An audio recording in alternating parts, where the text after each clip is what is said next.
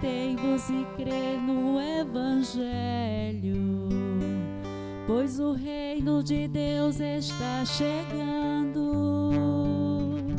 Aleluia, aleluia, aleluia, aleluia.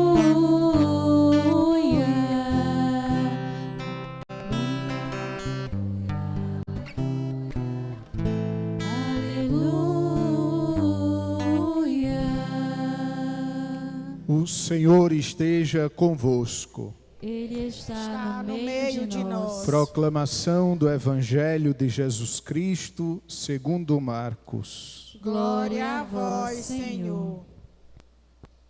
Naquele tempo, Jesus chamou os 12 e começou a enviá-los 2 a 2, dando-lhes poder sobre os espíritos impuros. Recomendou-lhes que não levassem nada pelo caminho, a não ser um cajado, nem pão, nem sacola, nem dinheiro na cintura.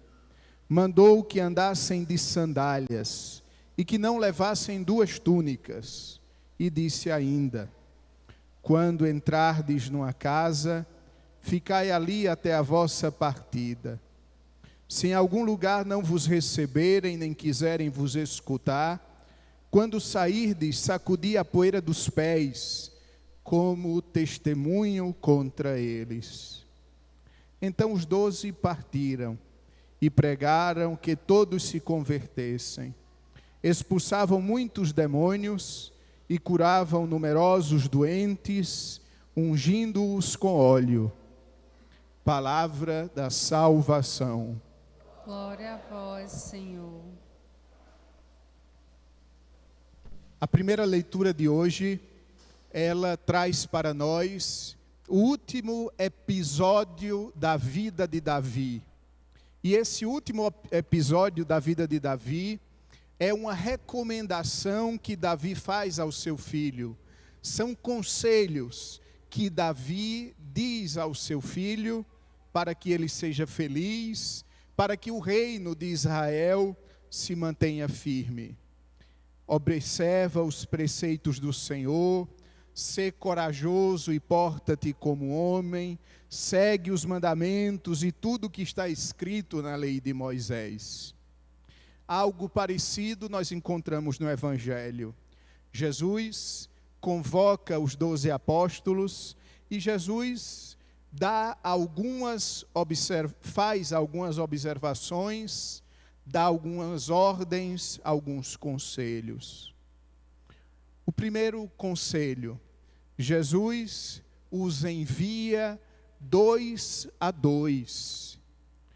Não se pode anunciar o Evangelho num coração egoísta. Não existe anunciador do Evangelho aquele que se fecha para os outros, aquele que se fecha para os irmãos. O anúncio do Evangelho se faz em comunhão com os demais. Por isso Jesus não os envia de um em um, mas Jesus os envia de 2 em 2, para nos ensinar que o Evangelho é anunciado, é proclamado, quando sabemos conviver com o irmão, quando sabemos aceitar a diferença do outro, quando sabemos reconhecer que sozinhos nós somos incapazes, que sozinhos nós somos insuficientes, mas que quando estamos unidos com os outros, quando colocamos em comum os nossos talentos, podemos anunciar o Evangelho. Depois, Jesus dá poder sobre os espíritos maus. O cristão tem um grande poder sobre o mal. Basta o cristão traçar sobre si o sinal da cruz, que o mal se afasta dele. Basta o cristão usar água benta, que o mal se afasta. Basta o cristão reconhecer-se filho de Deus, para que todo mal, para que o espírito maligno se afaste de suas vidas, se afaste dos seus caminhos. Nós somos poderosos. E o nosso poder consiste naquilo que recebemos de Deus. E o nosso poder não é o poder do mundo, não é o poder de colocar e medir forças em relação aos demais. O nosso poder é o poder da cruz de Cristo. O nosso poder é o poder do amor a Deus e do amor ao próximo. E depois Jesus recomenda que eles não levem coisas materiais.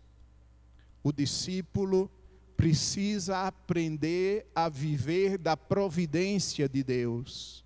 O discípulo precisa aprender que ele não vive porque tem humanamente provisões, porque tem uma conta bancária que lhe garante sustento. O discípulo vive da providência de Deus.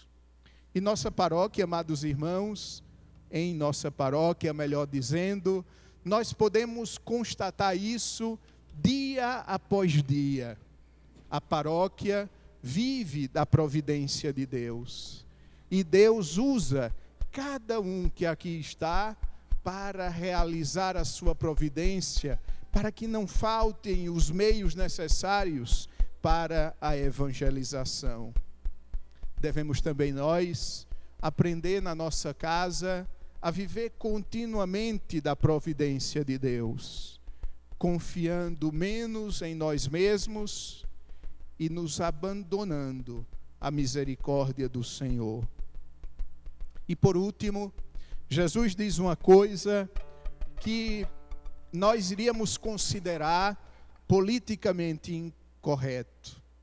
Jesus diz: olha, e quando não aceitarem vocês façam um gesto de protesto contra os irmãos. Vocês sacudam a poeira dos calçados. O que é que Jesus está querendo dizer? Quando alguém não aceita o Evangelho, não é o discípulo que levou o Evangelho que fica numa situação difícil. Quem fica numa situação difícil é quem não aceita o Evangelho. Não é o discípulo que perde alguma coisa. Quem perde é quem não acolheu o Evangelho, porque o Evangelho é vida, porque o Evangelho é esperança, porque o Evangelho é promessa de vida eterna, é promessa de ressurreição. Com muita facilidade, nós caímos hoje numa grande tentação, que é anunciar o Evangelho. As pessoas não aceitam o anúncio do Evangelho e nós então começamos a dar desculpas, dizendo, por exemplo, todos os caminhos são bons, dizendo, por exemplo, importa o que tem no coração, e então vamos diminuindo o Evangelho. O verdadeiro discípulo de Cristo, o verdadeiro discípulo do Evangelho que anuncia o Evangelho, ele deve ter a coragem de dizer ao mundo: quem não aceita o Evangelho está perdendo a vida. Quem não aceita o Evangelho está perdendo a plenitude da felicidade. Está colocando-se num caminho que o levará, pouco a pouco, à infelicidade completa. O mundo precisa de discípulos e missionários autênticos que, em primeiro lugar, conhecem o valor do Evangelho. E ao conhecer o valor do Evangelho, é capaz de transmitir com entusiasmo o Evangelho de Cristo. Então, resumo agora, de modo breve, esses conselhos que Jesus nos dá. Envia 2 a 2. Não pode anunciar o Evangelho quem tem o coração fechado para o irmão. Não pode anunciar o Evangelho quem vive sua vida egoisticamente, pensando ser o centro do universo, pensando ser o dono da verdade e da razão. Depois, Jesus deu poder sobre o mal. Nós temos um grande poder sobre o mal. Nós podemos repreender o mal, nós podemos afugentar o espírito do mal. Nós não estamos numa condição inferior aos espíritos do mal. Pelo contrário, nós somos maiores porque somos filhos de Deus. A não ser quando nós nos colocamos a serviço do mal, então aí nós não temos poder sobre ele. Depois, Jesus diz que eles não devem confiar em coisas materiais, porque a divina providência irá dar tudo o que eles precisarem. Não levem nada para o caminho, nem pão, nem sacola, nem dinheiro. Não levem 2 túnicas. Deus providenciará. E por último, Jesus diz: se alguém não vos receber, vocês têm que dizer: quem está perdendo é você. Eu não estou perdendo nada. Eu fiz minha parte de anunciador do Evangelho. Infelizmente, você não aceitou. Por isso, até a poeira dos meus calçados, eu bato contra ti, como um testemunho de que tu não aceitaste a mensagem do Evangelho. E é bonito que nas Sagradas Escrituras nós encontramos esta frase: como é belo andando sobre os montes os pés dos que anunciam a boa nova.